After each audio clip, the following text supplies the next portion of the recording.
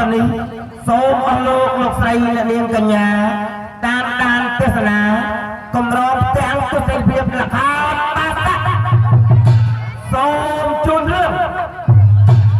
អត់តាមសូរិយាវាសនាសូមជូនរឿងអត់តាមសូរិយាវាសនានាងសុភ័ណ្ឌ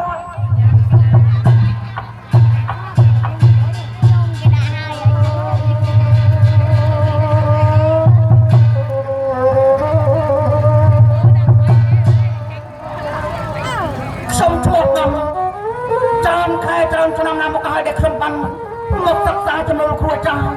ទៅតាមប្រហោអីលើបាននឹងចេះចាប់ប្រហោហើយក៏បានមានលោកគ្រូមកជាសិស្សដើម្បីធ្វើដំណើរសម្ដេចចូលទៅក្នុងមានប្រសងផង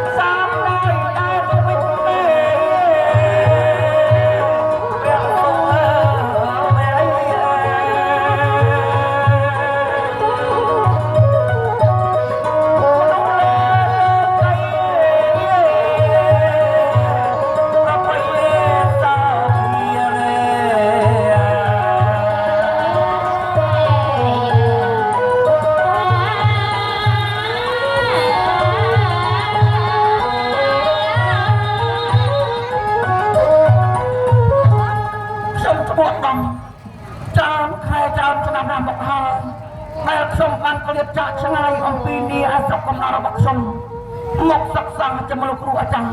ទិសាប្រមោដូចជាគុណដៅគុណបងអសរសាស្ត្រ